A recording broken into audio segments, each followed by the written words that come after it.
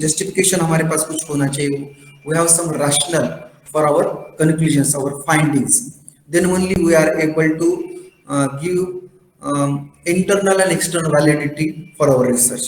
Then only researchers experience reflected. या proposal में भी होता है थोड़ी बात, और ज्यादा होता है वो रिसर्च रिपोर्ट में कि researcher is an observer of his research, and he himself or herself is a best judge for his or her research. Guide होता है वो तो सेकेंडरी होता है, कोई एग्जामिनर आता है वो तो थर्ड पार्टी होता है, लेकिन खुद रिसर्चर है वो बेस्ट जज और इवेल्युएटर ऑफ हर और हिज रिसर्च. सो जो भी कुछ एक्सपीरियंसेस उसके कुछ रिफ्लेक्शंस है वो उसने गैदर करनी चाहिए और अच्छी तरह से objectively adequately he should present, he or she should, researcher should present in her report, and after that in presentation also he should share his or her experiences regarding the specific research. And these are some points. This is very interesting. Criteria of good research. There is one called Finner criteria. It means researcher should feasible, it should be interesting, it should be a novel, it should be ethical, and it should be relevant. These are the 5 characteristics, 5 criteria, 5 benchmarking of a good research.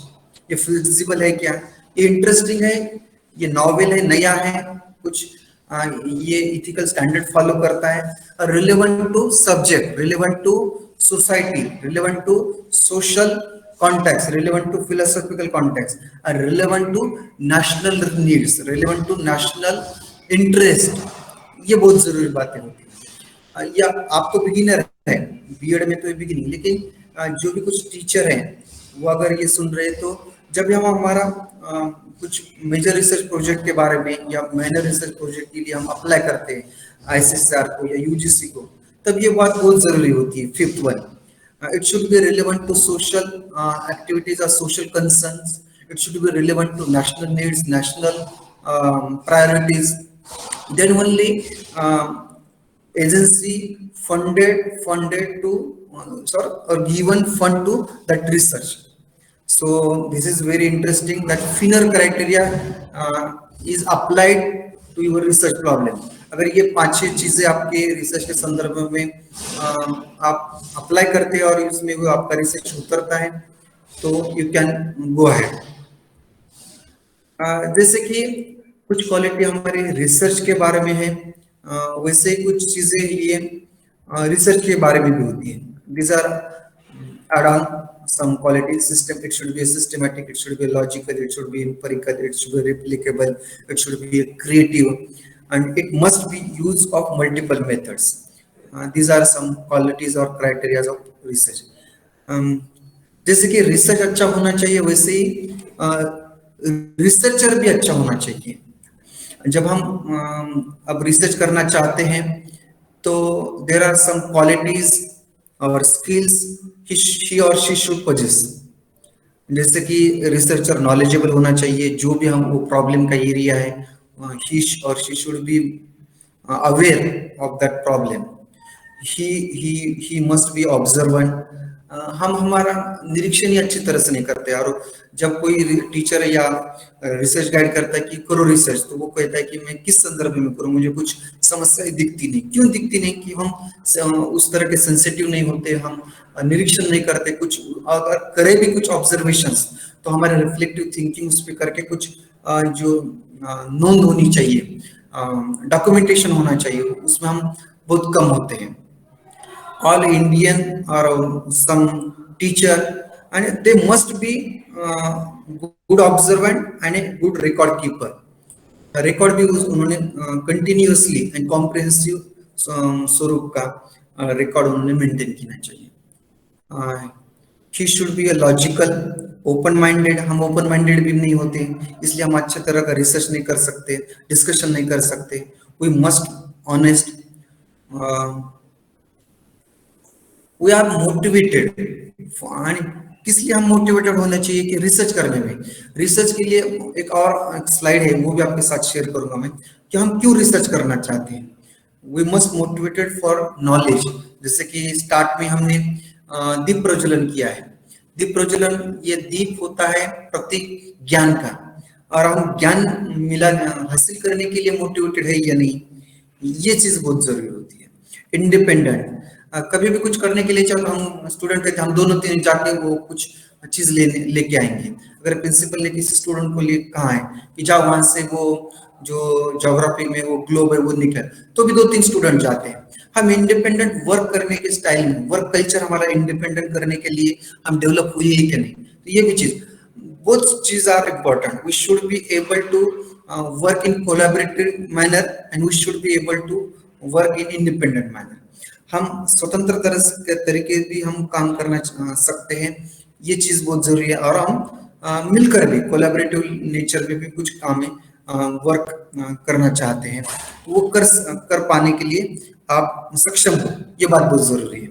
We should be flexible, we should careful, curious, eager to learn, perspective, then persistent, patient, original, creative. These all are very important qualities of a good researcher, and we must achieve these qualities for good research. And now, this is the first slide regarding research proposal. All these आतापर्यंत जे काही आपण बोललेले slide मध्ये ते pre requisite होते, असं मी तुम्हाला कल्पना दिली.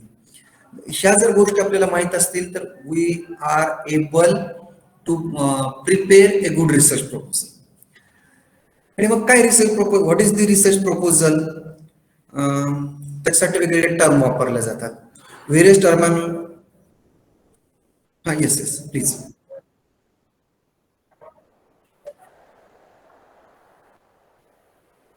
Yes, definitely, ma'am. Hello sir. Yes, hello sir. yes, ma'am. Please. सर, मी तुम्हाला लिंक आमच्या कॉलेजची पाठवलेली आहे मेसेजवर. प्लीज तुम्ही जे हे पॉवर पॉईंट प्रेझेंटेशन जे देतात ते आता आम्हाला प्रेझेंटेशन, तर आमच्या ह्याच्यावर पाठवतील का कॉलेजच्या ह्याच्यावर? 100% काय अडचण नाही. आणि मी तुम्हाला हे फ्रँकली इथं क्लिअर करतो की याच्यातल्या काही स्लाइड मी डायरेक्टली प्रिपेअर केल्या, काही गॅदर केल्या, आणि काही स्लाइड्स या वेगळ्या पीपीटी मधल्या सुद्धा मी हे कलेक्शन आहे, हे प्रत्येक गोष्ट मी टाईपच केली असंही नाही. त्यामुळे याच्यातल्या अनेक गोष्टी तुम्हाला नेटवर अवेलेबल मिळतील, तो हे शेअर करायला मला निश्चितपणे आवडेल. No issue. चालेल सर, पण मी मेसेजवर तुम्हाला लिंक पाठवलेली आहे. डेफिनेटली.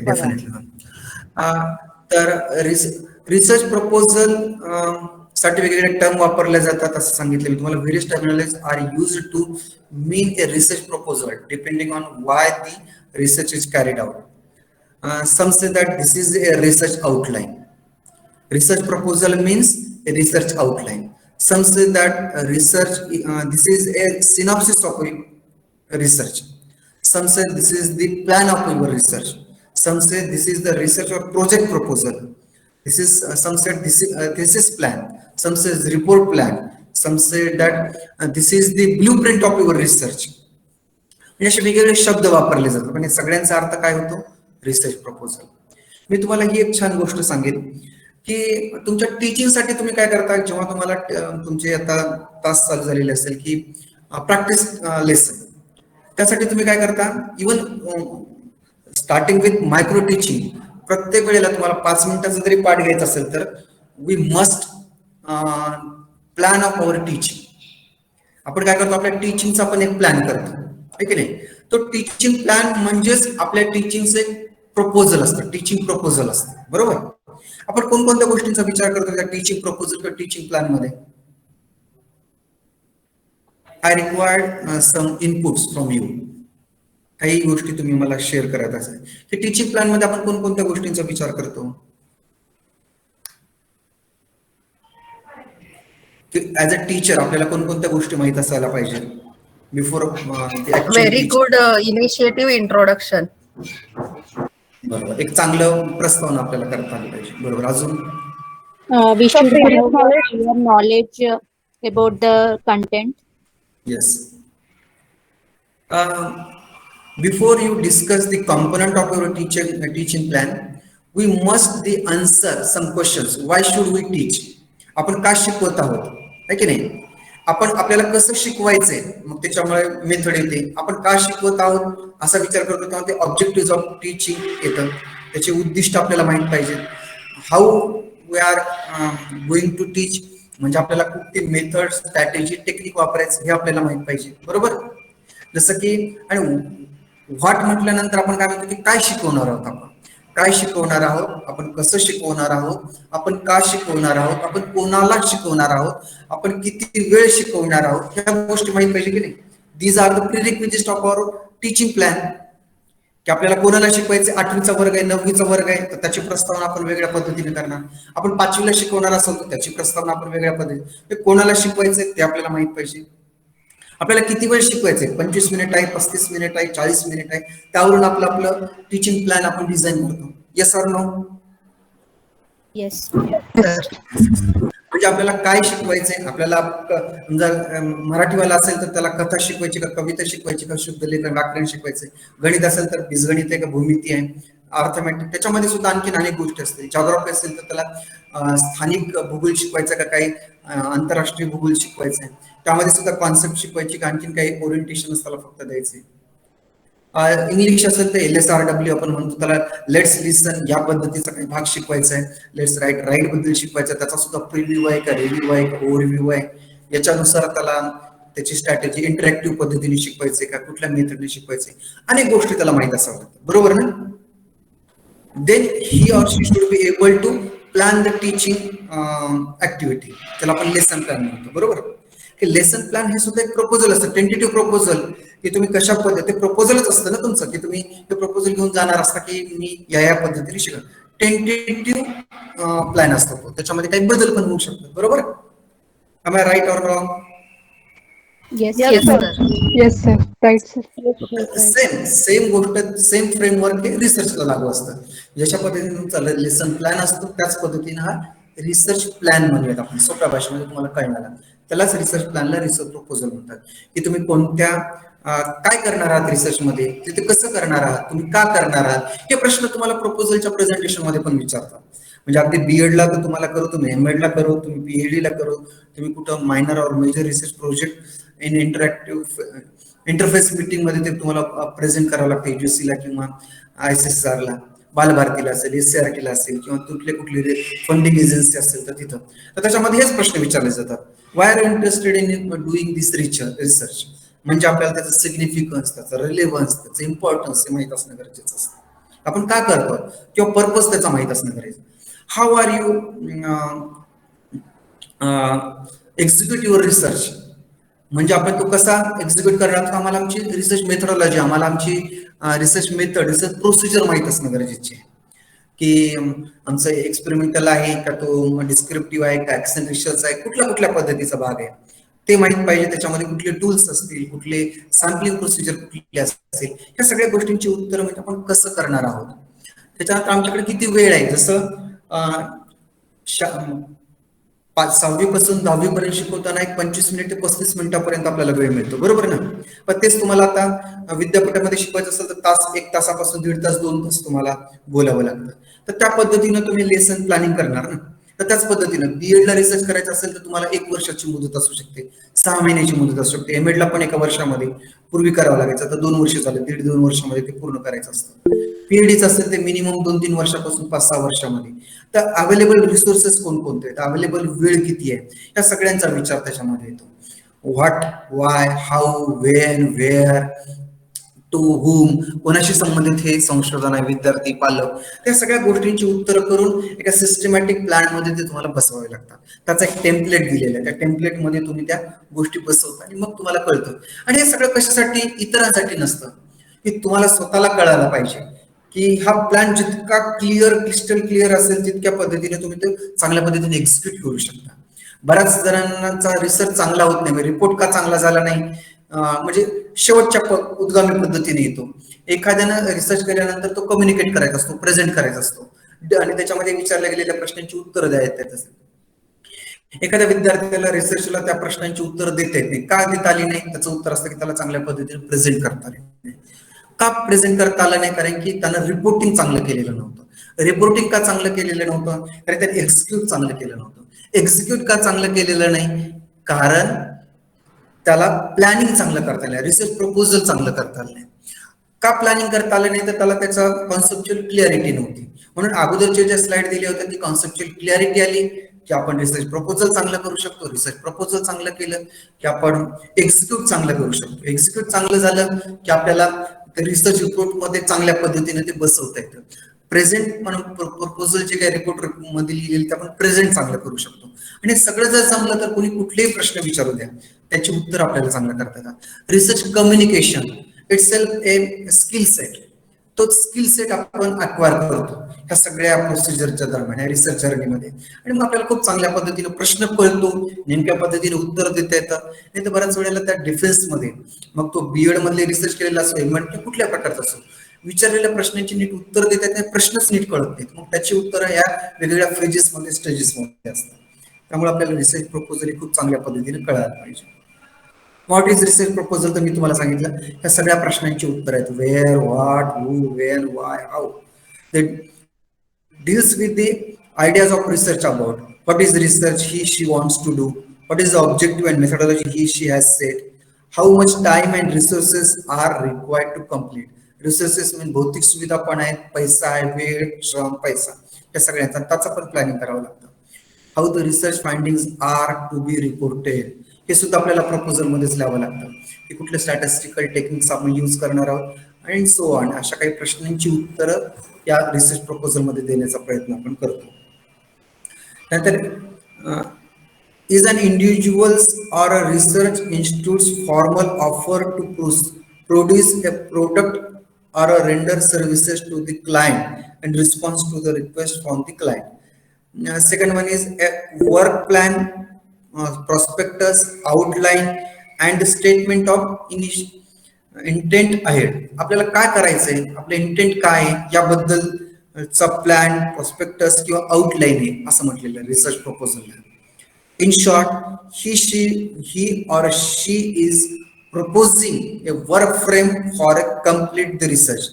मला नेहमी असं वाटतं की जसं मी ह्या प्रपोजलच्या बद्दल एक गोष्ट सांगितली की तुमचं टीचिंग प्लॅन हा सुद्धा एक प्रकारचा टीचिंग प्रपोजल असतं आणि त्यानंतर तुम्ही एक्झिक्यूट करता. तसंच रिसर्च प्रपोजल हा एक रिसर्च प्लॅन असतो जो तुम्ही एक्झिक्यूट करणार असतो. किंवा खूपच एखाद्याला अजूनही कळत नसेल तर मी नेहमी म्हणतो की आपलं जे वय आहे आता सध्या आणि आपण सायकोलॉजिकल आणि विशेष करून इमोशनल ज्या गोष्टींमध्ये सध्या आहोत त्याच्यामध्ये असं म्हटलं जातं की आपण प्रपोज करतो कुणाला तरी, मुलगा मुलीला, मुलगी मुलाला एका विशिष्ट गोष्टींसाठी, तर ते सुद्धा एक प्रकारचं प्रपोजलच असतं. एक लक्षात घ्या, प्रपोज करणं म्हणजे एक प्रकारचा प्रपोजल की मग ती विचारते किंवा तो विचारतो मी का आवडतो, मग काय करायचं वगैरे, हे ज्या प्रश्नांची उत्तर देत असतो तीच गंमत ह्या याच्यामध्ये पण आहे. अनेक प्रश्नांचे उत्तर या प्रपोजल मध्ये. फक्त ह्या प्रपोजलचा अर्थ असतो रिसर्च संदर्भात, तिकडच्या प्रपोजलचा अर्थ जरा वेगळा असतो, पण सेम मिनिंग त्याच्यामध्ये असतो की काय करणार आहे, मग तो कसं करणार आहे, का करणार आहे, या सगळ्या प्रश्नांची उत्तर त्याच्यामध्ये दिली जातात.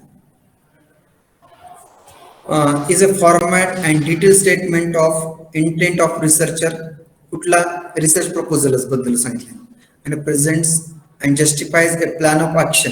हा एक मला शब्द नेहमी आवडतो, प्लॅन ऑफ ऍक्शन आहे तुमच्या रिसर्च बद्दलचा. कधी कधी त्याला इन्व्हेस्टिगेशन प्लॅन, रिसर्च प्लॅन असं पण म्हटलं जातं, पण प्लॅन ऑफ ऍक्शन हा एक शब्द खूप छान सांगतो की तुम्ही कुठल्या पद्धतीनं काम करणार आहात तिथून पुढं ते तुम्ही आम्हाला सांगा, अशा पद्धतीची गोष्ट सांगितली जाते. रिसर्च प्रपोजल्स असतात ते डिग्रीसाठी, जसं की एमएडला ते partial fulfilment of the M Ed course असते, तो कदाचित तुमच्याकडे पण ती असेल. त्याच्यानंतर एमफिल पीएचडी साठी असते ती, पोस्ट डॉक्टरल साठी सुद्धा हे डिग्री पर्पज साठी केलं जातं. दुसरं आहे research proposal for financial assistant. आपण युजीसीला टीचर काही जण किंवा आयसीसीआरला सायन्स मधले आणखी अनेक जणांना ते प्रपोज करतात आणि फायनान्शियल असिस्टंट पाहिजे असतं.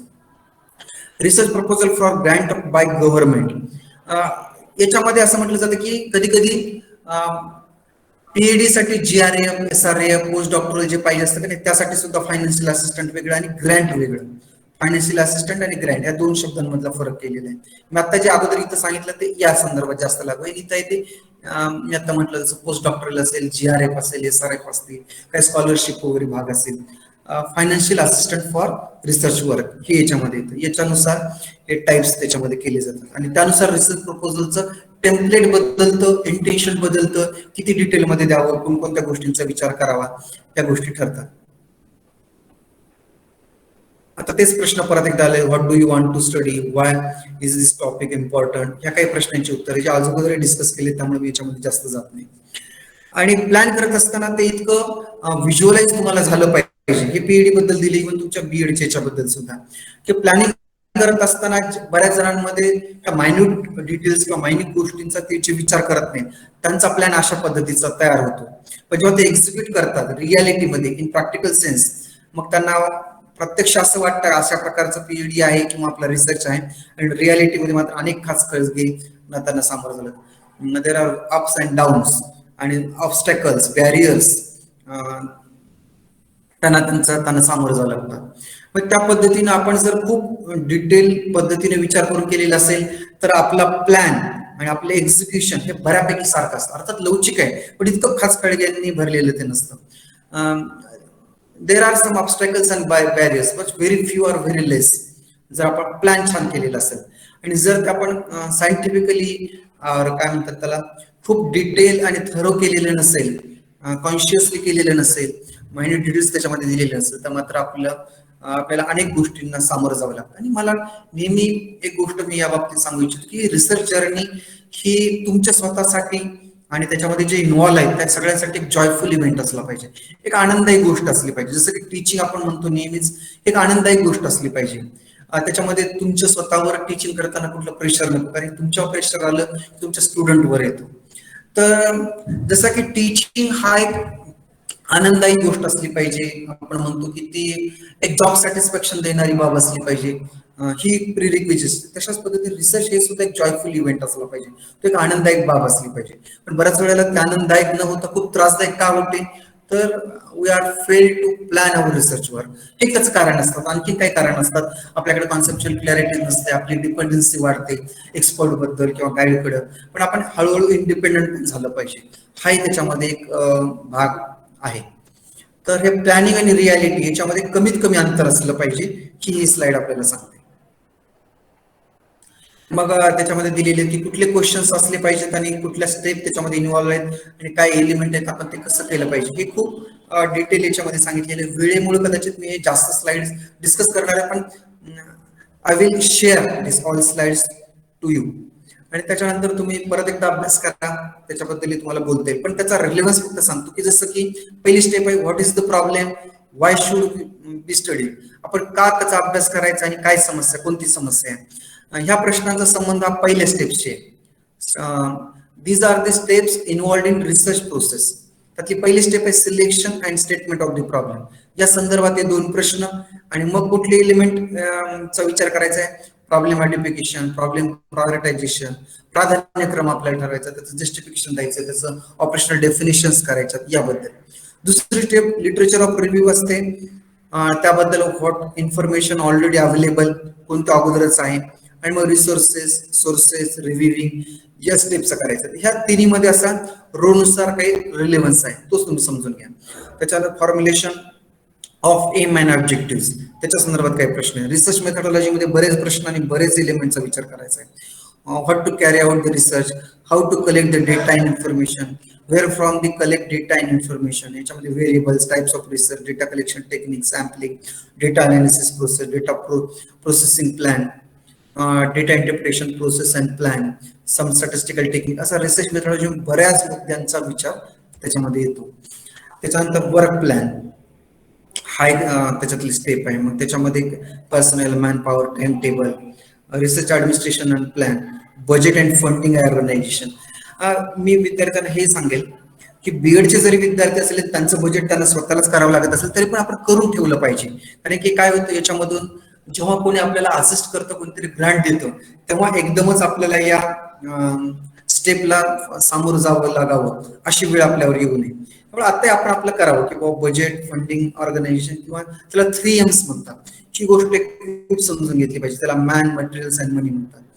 की ज्याला आपण नेहमी असा एक शब्द प्रयोग करतो की वेळ, श्रम आणि पैसा किती लागतो याचं नियोजन करायचं सोप्या भाषेमध्ये म्हणतो. वेळ, श्रम आणि पैसा किती लागणार आहे, तर त्याचं प्लॅनिंग करणं, त्याला 3Mचं प्लॅनिंग म्हणतात.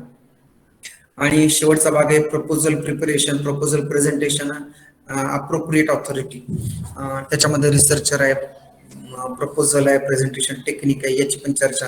हा एक स्वतंत्र लेक्चरचा किंवा वेबिनारचा भाग आहे की कसं प्रेझेंट केलं, कसं प्रिपेअर प्रपोजल करावं, हा एक भाग डिस्कशनचा आहे. तसंच ते प्रेझेंट कसं करावं, त्यामध्ये परत एकदा त्या प्रेझेंटेशनचं प्लॅनिंग कसं करावं, प्रत्यक्ष प्रेझेंटेशन कसं करावं, डिफेन्स कसं करावं, कोणते प्रश्न येतात, कसे ते करावेत, ह्या सगळ्यांबद्दलचे काही टिप्स, टेक्निक्स आणि काही कन्सर्न गाईडलाईन्स आहेत त्याची चर्चा होऊ शकते. ते तुम्ही अभ्यास करावा ही एक अपेक्षा आहे. मग रिसर्च प्रपोजलच्या काही स्टेप्स आणि आउटलाईन दिलेल्या आहेत, टायटल, अबस्ट्रॅक्ट, इंट्रोडक्शन. आणि हे मी तुमच्या ती जी इव्हॅल्युएशन शीट मला शेअर केली होती बदाने सरांनी, त्याच्यामध्ये पण ह्या साधारणतः काही स्टेप्स दिलेले आहेत प्रपोजलमध्ये. तुमचं टायटल पेज कसं असलं पाहिजे, त्याचं टायटल कसं असलं पाहिजे, त्याचा अबस्ट्रॅक्ट कसा द्यावा, त्याचं इंट्रोडक्शन कसं असावं, literature review, research methodology, discussion, citations किंवा ज्याला बिब्लिओग्राफी, रेफरन्सेस म्हणतात ते कसे द्यावेत, त्याच्याबद्दलची सगळी चर्चा आहे. हा सुद्धा एक फुल प्रूफ रिसर्च प्रपोजल टेम्पलेट दिलेले आहे. त्याच्यामध्ये कोणकोणत्या गोष्टी अगोदरचा जो आहे तोच अजून चांगल्या पद्धतीने इलेबोरेट केला आहे. ही एक तिसरी आहे रिसर्च प्रपोजलचा एक फ्लो चार्ट म्हणून दिलेला आहे. त्याच्यामध्ये पण तेच मुद्दे, पण कुठले प्रश्न आणि कुठले कॉम्पोनंट चर्चा केले पाहिजे इंट्रोडक्शन मध्ये, हे 3 प्रश्न आहेत आणि हे 2 कॉम्पोनंट आहेत. लिटरेचर रिव्ह्यू, त्याच्यामध्ये सुद्धा काही प्रश्न आहेत, काही कॉम्पोनंट आहेत. मेथडॉलॉजी, काही प्रश्न, काही कॉम्पोनंट. प्रिलिमिनरी डेटा, त्याच्यामध्ये काही प्रश्न, काही component. Statement and limitations and conclusions. तर हा फ्लो चार्ट सुद्धा मी शेअर करणारच आहे. त्याच्यानुसार सुद्धा तुम्ही तुमचं प्रपोजल हे तयार करू शकता. हा एक फॉर्मॅट ऑफ रिसर्च प्रपोजल दिलेला आहे. आणि मग आता प्रत्यक्ष how to write the research proposal, आपण प्लॅन केला आपल्या रिसर्च प्रपोजलचं सुद्धा. म्हणजे research proposal itself a plan of research, परंतु तरी सुद्धा रिसर्च प्रपोजलचं पण एक प्लॅनिंग करावं लागतं. ते आपण आतापर्यंत केलं. आता प्लॅनिंग केल्यानंतर प्रत्यक्ष लिहावं लागतं. आणि ते लिहित असताना कोणकोणत्या गोष्टी आपण विचारात घ्यायच्या.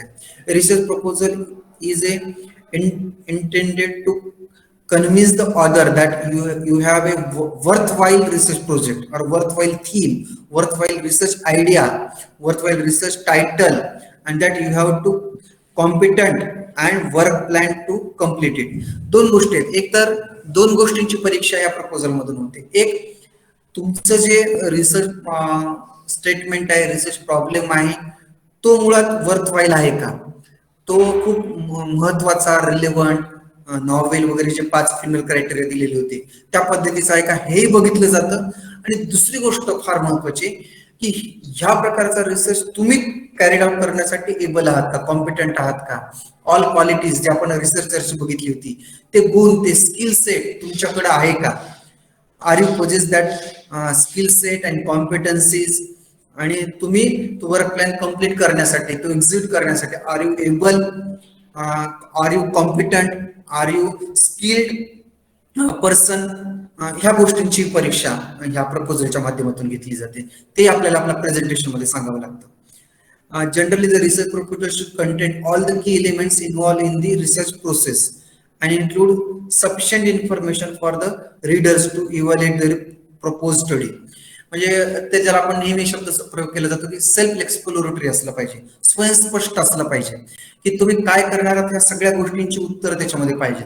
जसं आपण आपला रिसर्च प्लॅन टीचरला तपासायला देतो, इव्हॅल्युएट करायला देतो, आणि काही काही वेळेला तुमच्या अनुपस्थितीमध्ये टीचर काय करतात ते चेक करतात की बरोबर लिहिले की नाही, अमुक केले की नाही. ते जितकं क्लिअर असेल तितकं काय होतं, तुमच्या अनुपस्थितीमध्ये ते चेक केलं जातं. नाही तर मग बऱ्याच वेळेला काय होतात, काही क्लॅशेस होतात की सरांनी, मॅडमने त्याला चूक म्हटलं, बरोबर म्हटलं नाही, पण मला तर असं म्हणायचं होतं, मला अशा पद्धतीने ती प्रस्तावना करायची होती.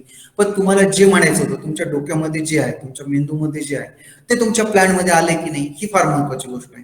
त्यासाठी हे सगळं केलं जातं. Regardless of your research area and methodology, you choose all research proposals must address the following questions. हे रिसर्च एरिया म्हणजे तुम्ही एज्युकेशन मधले आहात का, सायकोलॉजी किंवा आणखीन कशामधले आहात, असा पण त्याचा अर्थ आहे. दुसरा अर्थ आहे की तुम्ही सायन्सचे असा, तुम्ही लँग्वेजचे असा, तुम्ही सोशल सायन्स मधले असा. जसं तुम्हाला काही गोष्टी तुमच्या रिसर्च प्लॅन बद्दल माहितच असतं, सॉरी टीचिंग प्लॅन बद्दल माहित असणं गरजेचं आहे, तसंच तुम्हाला रिसर्च प्लॅन बद्दल सुद्धा माहित असणं गरजेचं आहे.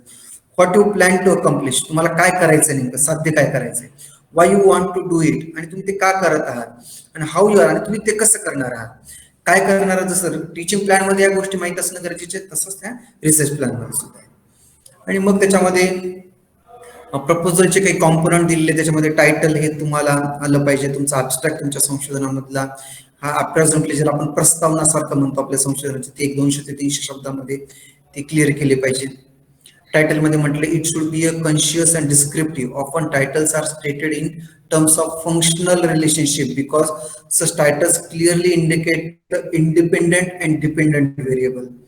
मग कोणते डिपेंडंट आहेत, कोणते इंडिपेंडेंट आहेत, दुसरे कुठले काही व्हेरिएबल्स त्याच्यामध्ये कन्फाउंडिंग किंवा आणखी एक्सट्रेनियस व्हेरिएबल म्हणतात ते त्याच्यामध्ये येत आहेत का.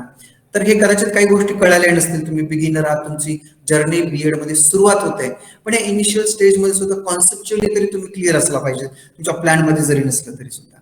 आणि ऍब्स्ट्रॅक्ट मध्ये सांगितलं की 300 शब्दांमध्ये तुम्ही काय कसं करणार आहात, तुमचा रिलेव्हन्स काय, तुमचा एरिया काय, त्याची पार्श्वभूमी काय ही सांगितली पाहिजे. नंतर इंट्रोडक्शन मध्ये दिलेले आहेत तुमचा तो एरिया हॉट एरिया किंवा रिलेव्हंट एरिया आहे का, तुम्ही जुन्याच एखाद्या याच्यावर काम करत आहात, हे सगळ्या गोष्टी इंटरेस्टिंग वाटलं पाहिजे की हे प्रपोजल वाचावं, काहीतरी नवीन गोष्टीवर हे काम करत आहात, या पद्धतीने दिलं पाहिजे. पण तरी मी एक गोष्ट इथं क्लिअर करेल की याच्यासाठी अलंकृत भाषा, वेगळ्या प्रकारची भाषा वापरणं गरजेचं नाही. The beauty of research report writing is it should be a continuous असलं पाहिजे, ती भाषा असली पाहिजे, रिलेव्हन्स त्याच्यामध्ये असला पाहिजे, त्याला आधार देता आला पाहिजे की कुठं म्हटलेलं आहे, एखादी गोष्ट एखादं स्टेटमेंट दिलेलं असेल तर ते कुठं सांगितलेलं, कुठल्या रिपोर्टमध्ये आहे का, कुठल्या प्रिव्हियस रिसर्च स्टडीमध्ये आहे का. Consistency is a beauty of research, objectivity is a beauty of research report writing or a research proposal. त्यामुळं आपलं रायटिंग हे ऑब्जेक्टिव्ह असलं पाहिजे, सायंटिफिक असलं पाहिजे, आपलं रायटिंग हे साधार असलं पाहिजे, त्याचा आधार आपल्याला देता आला पाहिजे. नाही तर खूपच अलंकृत कवितेच्या ओळी, स्लोगन, अमुक तमुक बरेच जण लिहितात, तर त्याची फार रिक्वायरमेंट नाही. Objective, it should B valid, it should B reliable information किंवा तुमची रायटिंग असली पाहिजे. ॲडिक्वेट इन्फॉर्मेशन त्याच्यामध्ये दिली पाहिजे, कमी पण असता कामा नये, खूपच जास्त पाल्लाळ लावले असं पण होता कामा नये, या पद्धतीने ते लिहिलं पाहिजे. हे इंट्रोडक्शन मध्ये अपेक्षित आहे, थ्रू आउट रिसर्च प्रपोजल मध्ये अपेक्षित आहे, तुमच्या रिसर्च रिपोर्ट मध्ये पण हेच अपेक्षित आहे की तुम्ही खूप ऑब्जेक्टिव्हली सायंटिफिक, हे एक सायंटिफिक डॉक्युमेंट आहे, एक अकॅडमिक डॉक्युमेंट आहे, याचा एक विचार करा. Research proposal is a academic document, research proposal is scientific document, हे डोक्यामध्ये ठेवून मग तुम्ही ते रिसर्च रायटिंग करणं गरजेचं आहे. बऱ्याच वेळेला इंट्रोडक्शन मध्ये काय आलं पाहिजे हे याच्यामध्ये सांगितलेलं आहे. किती वेळ आहे मला अजून, how much time? Hello sir, तुम्ही कंटिन्यू करू शकता जरी थोडं राहिलं असेल तर. येस येस सर कंटिन्यू करू शकत, no problem. Thank you very much for allowing me. Sir yes yes please. पण तुम्ही पाठवतील ना ती तुम्ही आता जे काय करता ती video, please, it's a humble request to you. Madam मी अगोदर पाठवून नंतर कंटिन्यू करू का? नाही तुम्ही मॅडम, करा लेक्चर, पण लास्टला तुम्ही पाठवा, कारण मी मेल पाठवलाय आमच्या कॉलेजचा तुम्हाला. अलका मॅडम आपल्याला पाठवणार आहेत, रेकॉर्डिंग झालंय, पाठवणार आहेत. येस मटेरियल रिसर्च पाठवलं जाईल. चालेल, थँक्यू सर. इंट्रोडक्शन मधले कुठले एलिमेंट्स येतात त्याच्याबद्दल काही गोष्टी दिलेल्या आहेत. त्याच्यानंतर लिटरेचर रिव्ह्यू मध्ये काय काय गोष्टींचा विचार केला पाहिजे हे सगळं याच्यामध्ये पण सांगितलं गेलेलं आहे. तो आपण का करतो, कोणकोणत्या गोष्टी त्याच्यामध्ये इन्क्लूड झाल्या पाहिजे, प्रिव्हियस स्टडीज जे असतात, रिसर्च जे असतात त्या आपण कोट करतो, पण ते कलेक्शन ऑफ रिसर्च नसतं, तर ती एक वेगळ्या प्रकारचं एडिटिंग स्वरूपामध्ये असलं पाहिजे. बरेच जण काय करतात मी बघितलेले, बीएड असो, एमएड असो, एमफिल, पीएचडी, ते कसं वाटतं आपल्याला दुसरं चॅप्टर किंवा literature, it is a collection of research literature किंवा रिसर्च, तर ते कलेक्शन नाही, it is a academic document आणि ते एडिटिंग अशा स्वरूपाचं असलं पाहिजे. ते रिपोर्टिंग स्पीच मध्ये पाहिजे की त्यांनी असं केले आणि त्यातून असं वाटतं, या पद्धतीची ती भाषा असली पाहिजे असं वाटते. त्यानंतर मेथड्स मध्ये कोणकोणत्या गोष्टींचा विचार आहे, तर बहुत सारी बातें इसमें भी कही है कि research method, research techniques, sampling के बारे में, टूल्स और टेक्निक जो होते हैं उसके बारे में कुछ डिटेल्स इसमें दिए. उसके बाद रिजल्ट कैसा होना चाहिए और डिस्कशन कैसा होना चाहिए, ये भी कुछ चीजें यहाँ दी है. ये स्लाइड में डिटेल में कुछ डिस्कस करना चाह रहा 2 और 3 मिनट्स में।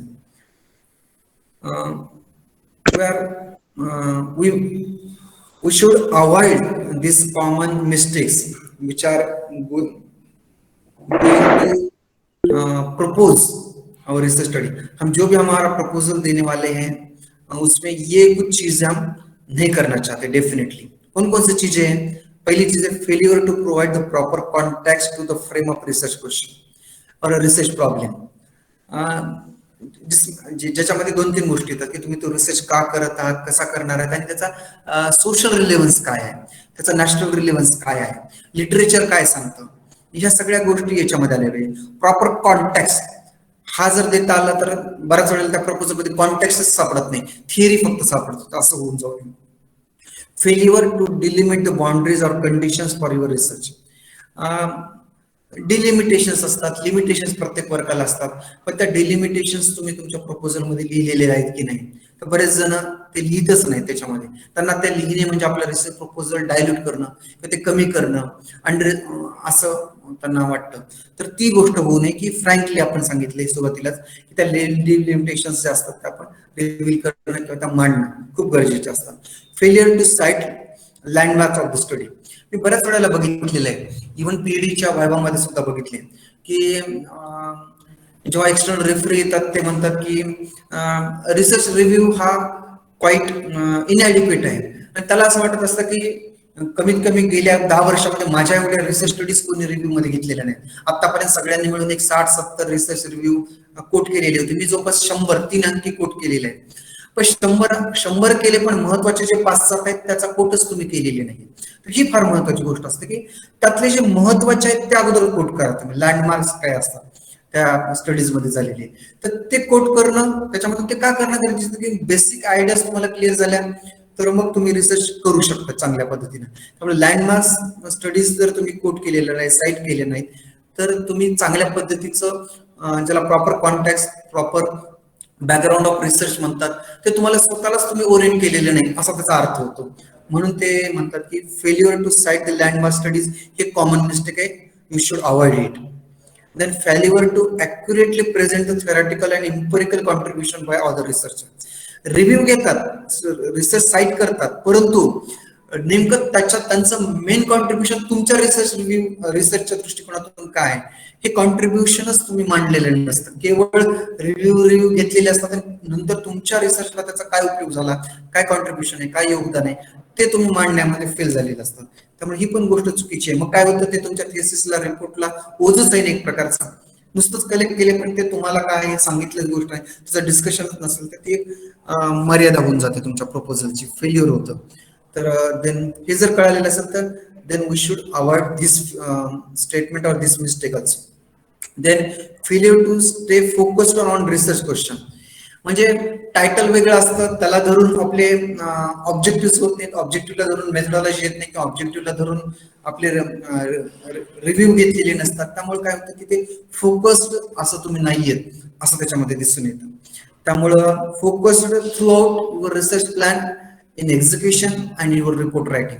आपला जो मुख्य मुद्दा आहे तो आपल्याला हरवून बसायचा, मग ते डिस्कंटिन्युटी येते की सगळे आयसोलेशन्स असं गोष्टी वाटायला लागतात। पहिलं चॅप्टर वेगळं सांगते, दुसरं चॅप्टर हे वेगळ्या गोष्टींकडे लीड करतं, तिसऱ्या मेथडॉलॉजीमध्ये काही गोष्टी याच्या संबंधित आहेत। मग ती ही जी मी तुम्हाला सांगितलं ब्युटी कन्सिस्टन्सी असते ती हरवून देता कामा नये। आपण फोकस्ड आपल्या पूर्ण रिसर्च मध्ये असली ती परिभाषा सुद्धा आपण सातत्याने वापरली पाहिजे।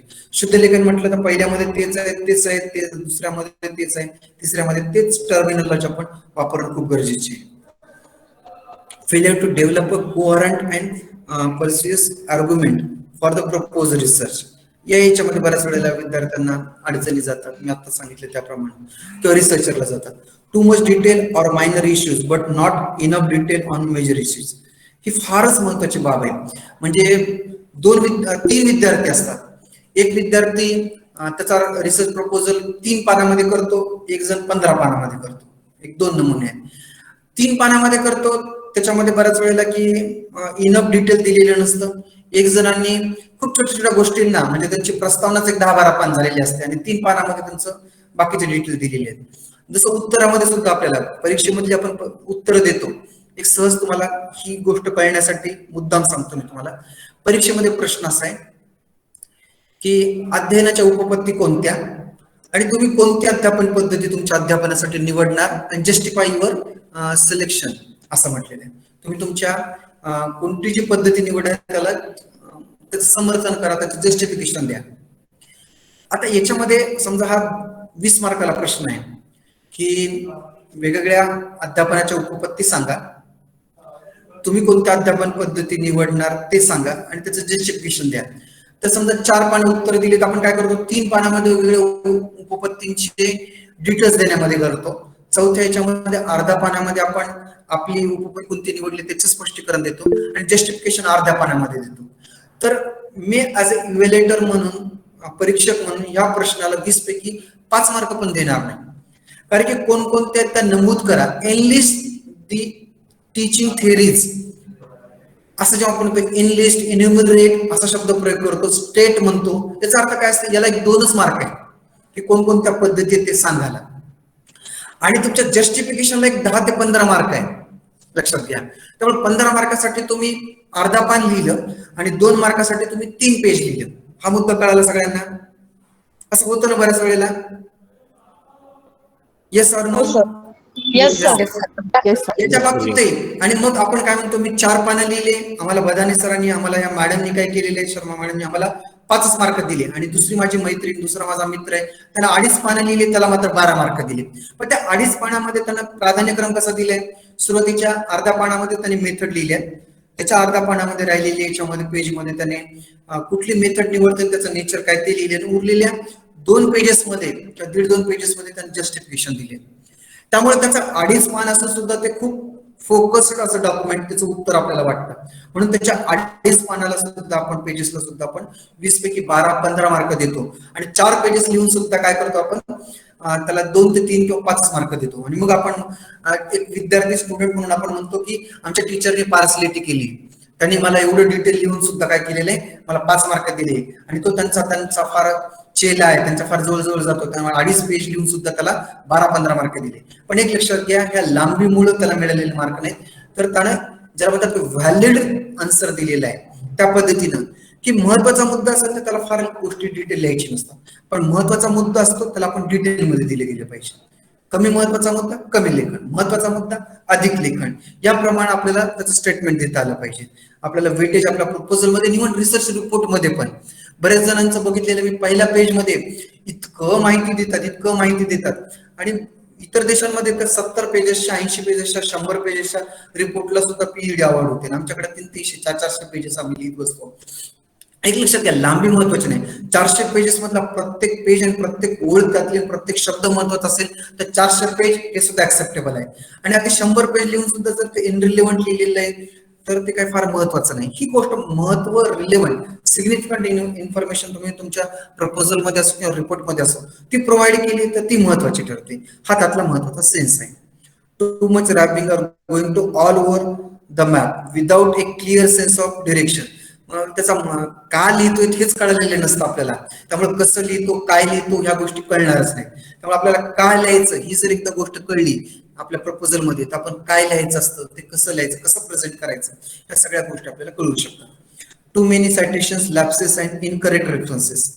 2 शक्यता आहेत आपल्या रेफरन्सेस मध्ये. एक तर आपण ती माहिती, तो रिसर्च आपण घेतलेला असं सुद्धा त्याचा रेफरन्सेस न देणं, त्याचं सायटेशन, इनटेक्स्ट सायटेशन म्हणतात, मध्ये कुठं दिलेलं नाही किंवा शेवटी दिलेलं नाही, अशी पण चूक आपल्याकडून होती. अशी मिस्टेक, कॉमन मिस्टेक आहे आपल्याकडून होते. किंवा दिलेली आहे पण नाव लिहायचं बदाने केशव, ऍक्च्युली बदाने कृष्ण असताना बदाने केशव म्हणायचं, मग ते इनकरेक्ट रेफरन्स झाला. किंवा बदाने कृष्णा म्हटले पण त्याच्या पाठीमागं जॉग्राफीमध्ये रिसर्च करून सुद्धा त्यांनी सायन्स मध्ये केलं असं आपण काहीतरी म्हटलं, तर इनकरेक्ट रेफरन्सेस आहे. किंवा तो AP स्टाईलनं लिहिले गेलेला नाही.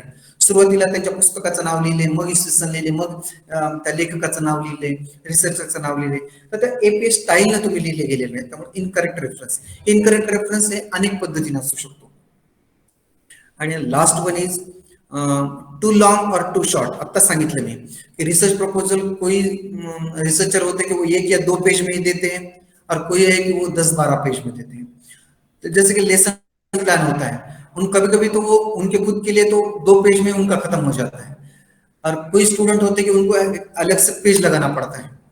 तो ये टेम्पलेट देके भी हमारा राइटिंग स्टाइल जो है, हमें जो हम विजुअलाइज करते हैं, वो सारी बातें क्लियरली, क्रिस्टल क्लियरली मेंशन करने के लिए कभी कभी हम ज्यादा वर्ड्स यूज करते हैं, ज्यादा परिचय हम यूज करते हैं। तो कभी कभी क्या होता है, दोनों में से एक तो भी बैरियर और एक तो भी मिस्टेक हमारे रिसर्च में आती है। कभी वो बहुत शॉर्ट हो जाती है और कभी कभी वो बहुत इन डिटेल हम हमारा प्रपोजल देते हैं। तो ये दोनों चीज नहीं होना चाहिए, जितना रिक्वायर है उतना ही हमें प्रेजेंट करना है, ये बात हम अच्छी तरह से समझ लें। ये गाइडलाइंस है कुछ राइटिंग इन रिसर्च प्रपोजल। वही है कि स्टैंडर्ड मॉडल दिया है बेसिक प्रपोजल आउटलाइन का, मेथोडोलॉजी कैसे होनी चाहिए। लिटरेचर रिव्यू में दिया है कि प्रीवियस रिसर्च अदर और यूअर्स मेंशन करना चाहिए। Interlocking findings and unanswered question से बहुत ही जरूरी बात होती है। ये इंटरलॉकिंग और इंटरलिंकिंग जो होता है वो नहीं होती कि ये रिसर्चर है उसने क्या किया है, बी रिसर्चर उसने क्या किया है, ये दोनों में सिमिलरिटीज क्या है, कुछ डिफरेंसेस है, तो वो कौन कौन से ये हमें बताना चाहिए। हम उस तरह से हमारा रिसर्च रिव्यू होता है, हम प्रेजेंट नहीं करते। तो ये एक बहुत जरूरी चीज यहाँ कही है। इंटरलॉकिंग और एक बार क्या है, मेथोडोलॉजी उसमें क्या क्या चीज दी है, ये सब चीजें यहाँ result, discussion end conclusion, bibliography और रेफरेंस, यहाँ तक का चीजें उसमें डिटेल में कही है। कंपोनेंट्स और एलिमेंट्स ऑफ रिसर्च प्रपोजल वही है। ये मैं अलग अलग तरह से क्यों बोल रहा हूँ, क्योंकि शिवाजी यूनिवर्सिटी में कुछ एलिमेंट्स अलग तरह से देते हैं, उसका टेम्पलेट कुछ अलग तरह से होता है। पुणे यूनिवर्सिटी में कुछ अलग है। पुणे यूनिवर्सिटी में पीएचडी के लिए कुछ अलग तरह का मॉडल यूज किया जाता है, एमएडी के लिए कुछ अलग तरह का होता है, बीएड में कुछ अलग तरह का होता है। जैसे कि तुम जानते हो कि टीचिंग प्लान में भी हर बीएड कॉलेज का एक खुद का एक टेम्पलेट होता है, खुद का एक आउटलाइन होती है, उसमें कुछ चीजें अलग अलग वेरिएशंस आपको पता चलते हैं। तो वही बात इसमें भी है कि अलग अलग एजेंसी, अलग अलग यूनिवर्सिटी, अलग अलग डिग्री के लिए कुछ वेरिएशंस उसमें देते हैं, लेकिन ये बेसिक चीजें तो कभी नहीं बदलती। और अब ये ईच कंपोनेंट के लिए डिटेल में यहाँ दिया है कि टाइटल कैसा होना चाहिए। It should be a brief, it should be self explanatory, it should be a theme of research, reflect the theme of research, language simple end ambiguous, be specific, particular domain, avoid confusing meaning. ये title के लिए दिया है। वैसे each चीजों के लिए introduction में क्या होना चाहिए, स्टेटमेंट ऑफ द प्रॉब्लम में क्या होना चाहिए, और ये लास्ट में दिया है कि वही चीजें प्रीलिमिनरी सेक्शन होता है, रिसर्च एंड बैकग्राउंड डिस्कशन होता है, मेथोडोलॉजी अप्रोच होता है, उसमें कौन कौन सी चीजें आती हैं।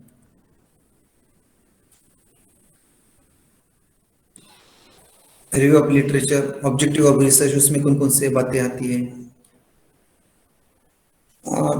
ये एक दो चीजों के बारे में 1-2 मिनट में बोलूंगा कि time schedule, time line and assign task, हम कब कब करने वाले हैं प्लान। जैसे कि हम 25 मिनट या 30 मिनट का हमारा लेक्चर होता है, तो हम कहते हैं कि 5 या 7 मिनट में हम इंट्रोडक्शन करते हैं।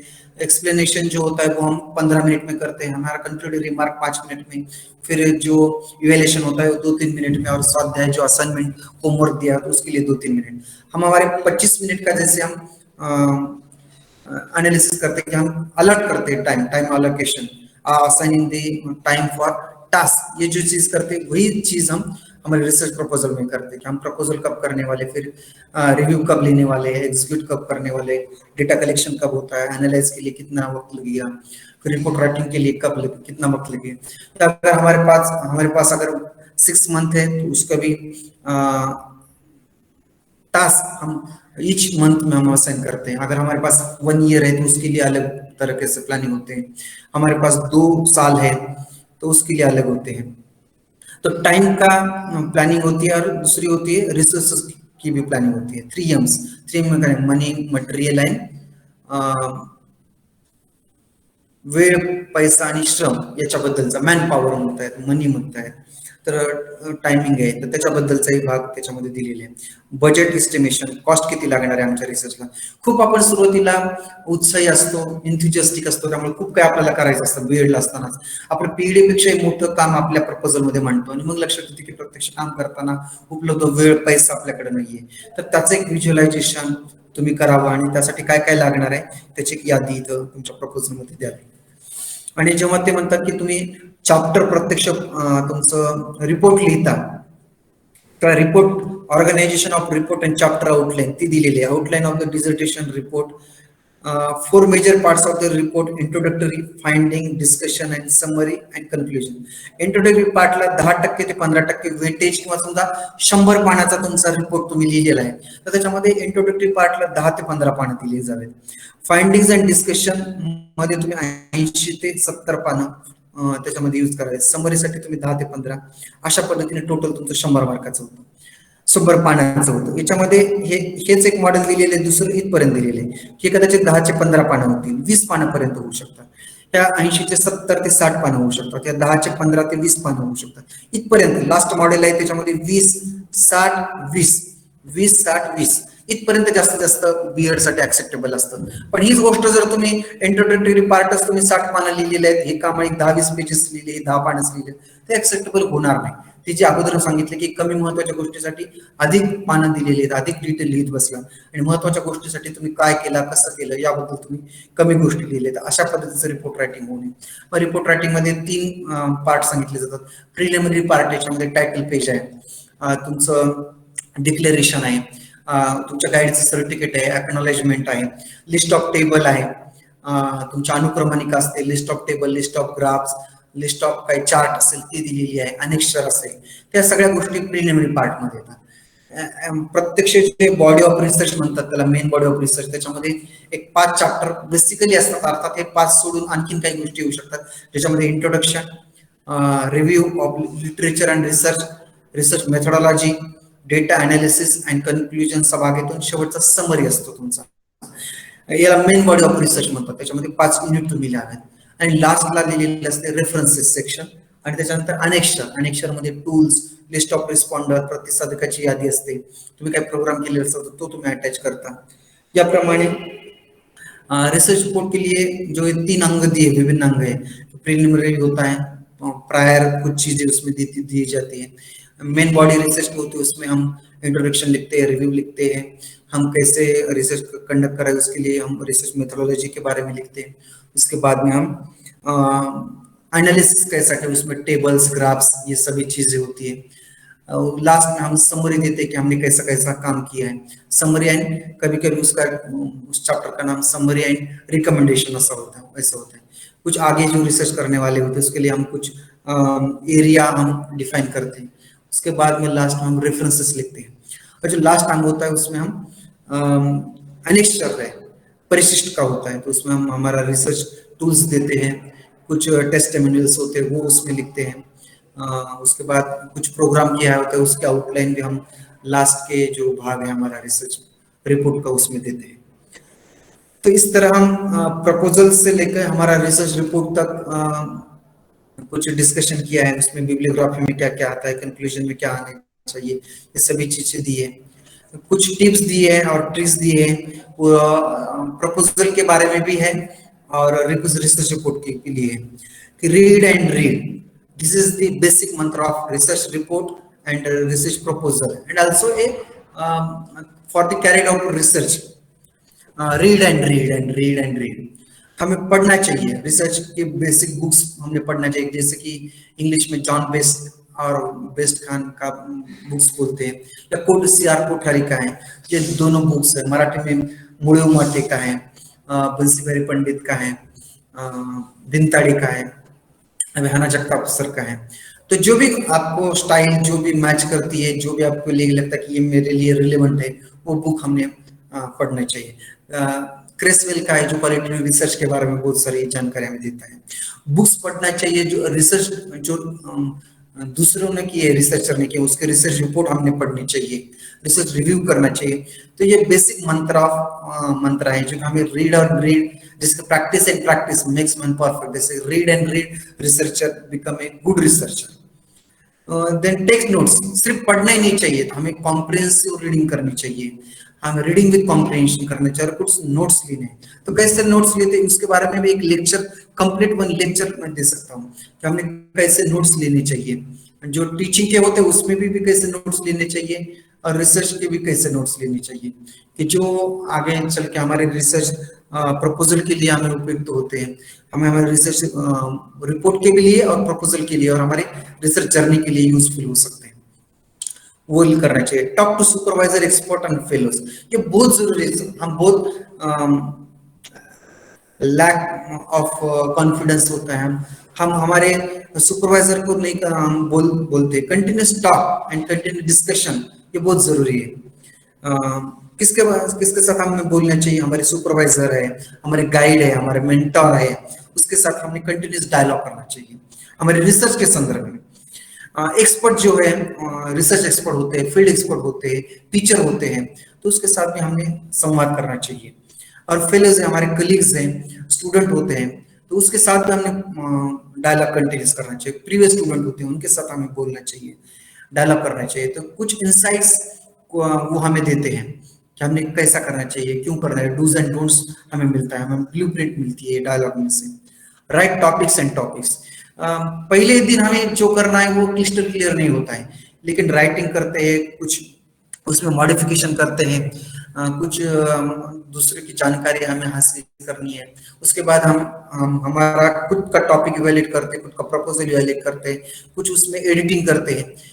Then write topics and topics and proposal में भी ये होता है कि कुछ बार पहले ही जो ड्राफ्ट होता है, तो सिर्फ पहले ही जो हम राइटअप होता है वो फाइनल नहीं होता, वो ड्राफ्ट होता है, उसको ड्राफ्ट को हम फिर मॉडिफाई करते, और फाइनली वो एक बार दो बार प्रूफरीडिंग मॉडिफिकेशन होने के बाद वो सैटिस्फैक्शन लेवल पे जाता है। तो ये भी एक जर्नी होती है रिसर्च प्रपोजल की। सभी कहेंगे कि आप कंफ्यूज नहीं हो, लेकिन मैं तो आपको टिप देता हूं कि get confuse end gate afraid, ये भी कुछ चीजें जरूरी है। सभी ये जो होता है कि हमें सब पता है, अब पता हो गया है, ये चीज भी कभी कभी रिसर्च करने में बैरियर होती है। तो हमें कभी कभी कंफ्यूज भी होना चाहिए, अरे ये रिसर्च में ऐसे कहा था, ये उसमें ऐसा कहा था।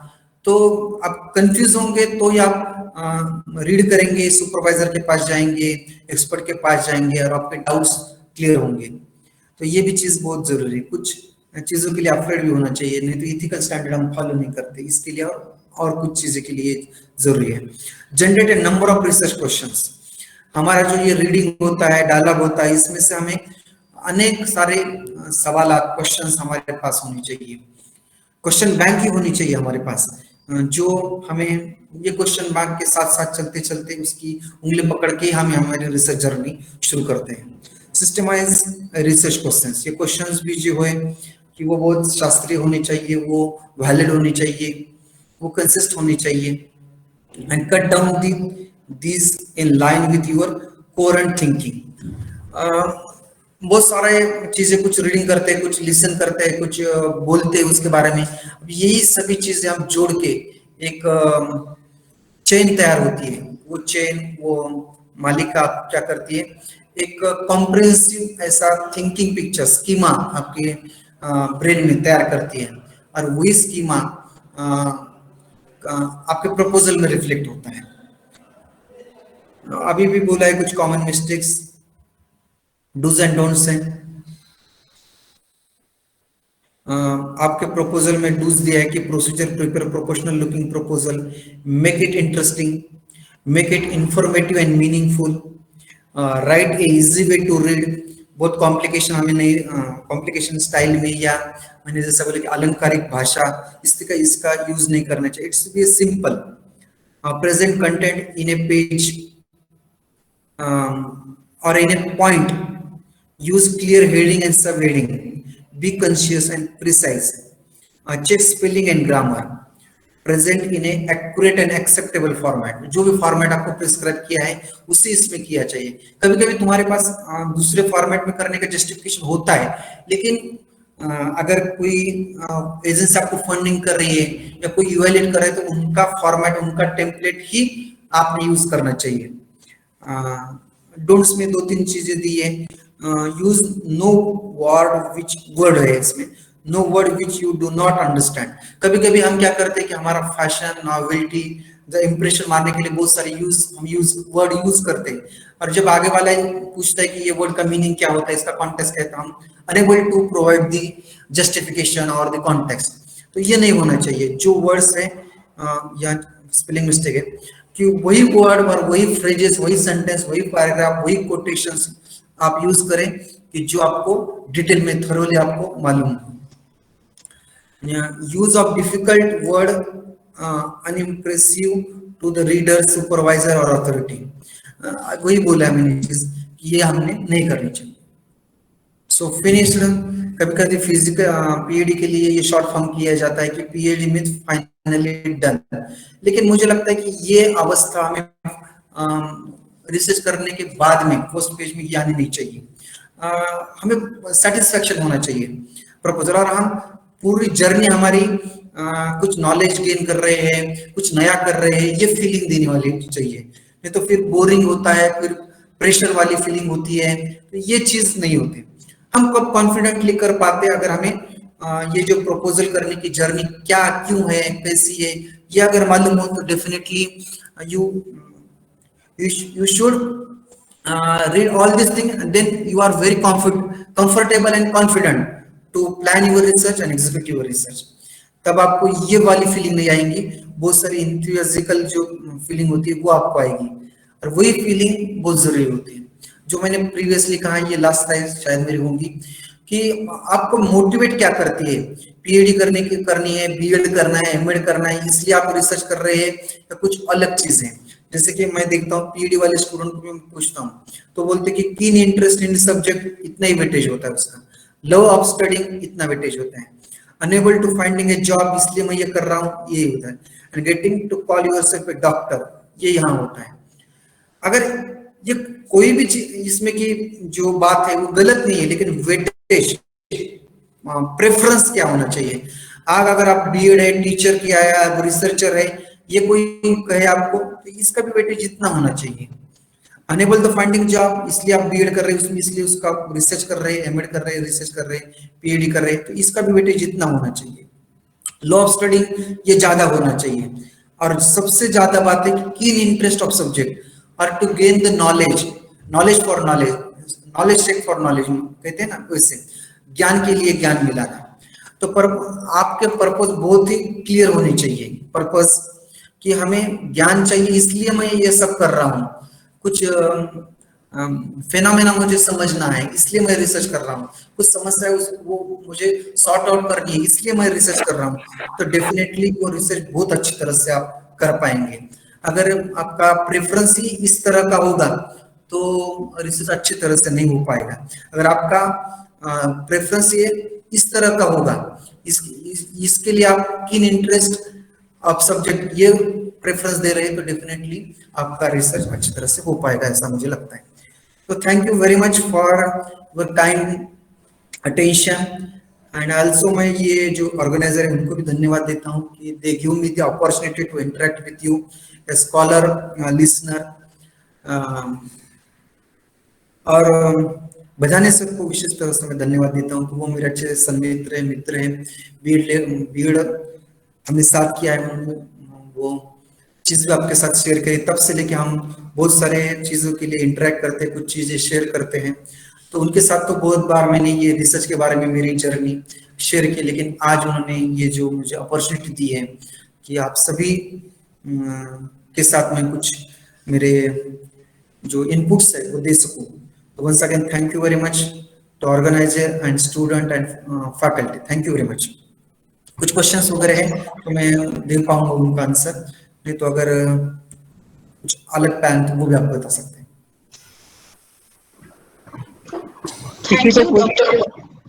हेलो, किसी को क्वेश्चन पूछना है तो 2-3, किसी को डाउट है रिसर्च के बारे में 2-3 क्वेश्चन पूछ सकते हो।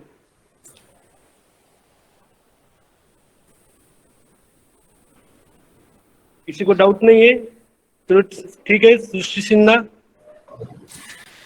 Yes, sir. Yes, sir. Am I audible, sir? Yes, yes. Okay. Thank you, sir. So we will proceed.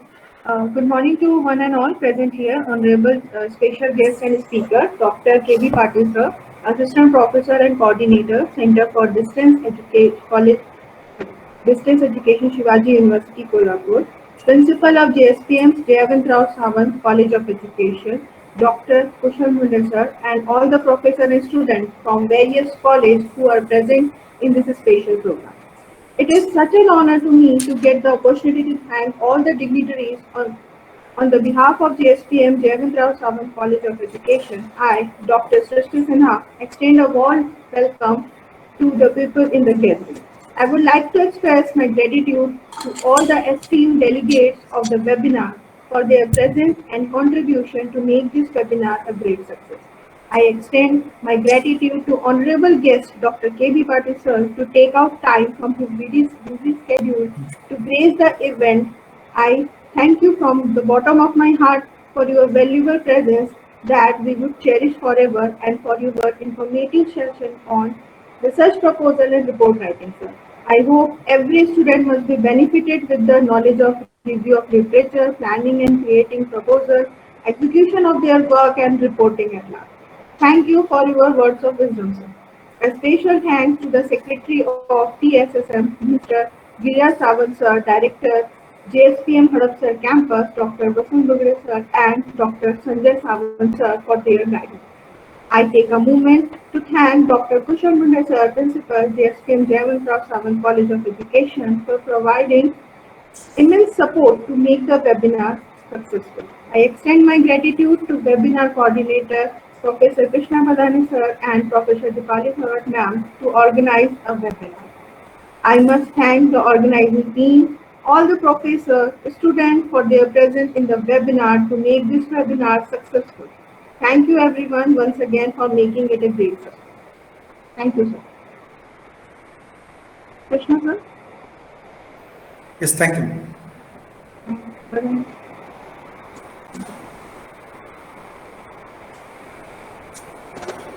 Hello.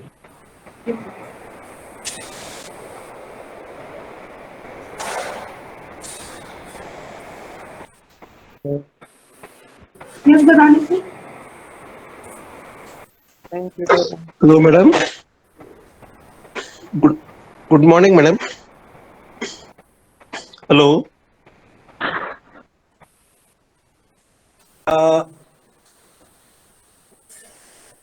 Tejaswini अभी एक कार्यक्रम खत्म होता है ये अनाउंसिंग कर दूं Hello, sir.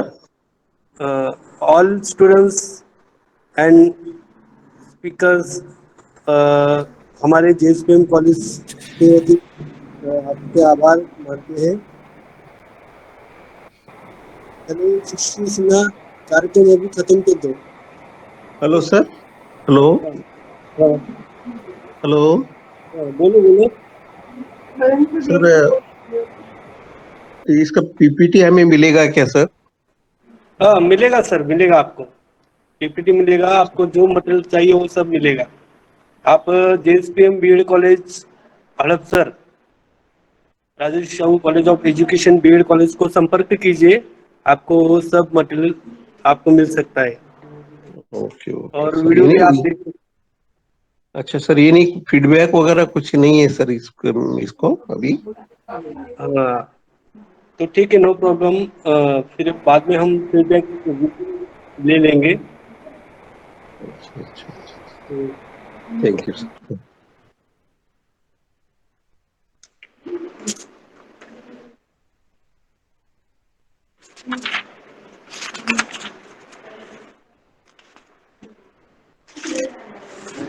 हेलो सर, आप कब तक पीपीटी शेयर करने वाले हो? एक दो दिन में आपको शेयर हो जाएगा। आप कुछ जो भी इंफॉर्मेशन है सभी कॉलेज को और सभी स्टूडेंट को मिल जाएगी कॉलेज की तरफ से, जेएसपीएम कॉलेज की तरफ से। वेलकम, आप सभी अटेंड किया, आपका वेलकम तहे दिल से करता हूँ। और रजनी सुभाष आप सुन रहे हो मुझे? Yes, sir. हाँ, अभी कार्यक्रम इसको यहाँ पे हमें स्टॉप करना है। बहुत देर हो गई है, सर ने बहुत देर तक हमें information the. Thank you sir sir. Sir excuse me sir, इसको कोई सर्टिफिकेट मिलेगा सर, पार्टिसिपेशन सर्टिफिकेट? मिलेगा सर, आपको सर्टिफिकेट मिलेगा। Okay sir, thank you. Okay, thank you. अभी ये कार्यक्रम तो यहाँ पे खत्म होता है। वेबिनार बहुत अच्छा हुआ और आप सभी का पार्टिसिपेंट्स हमें बहुत इम्पोर्टेंट लगा और आपको information doctor KB Patil sir ने बहुत अच्छी दी। Welcome. Thank you, everyone, Thank you, sir. for the webinar session. Thank you. Thank you, sir. Thank you.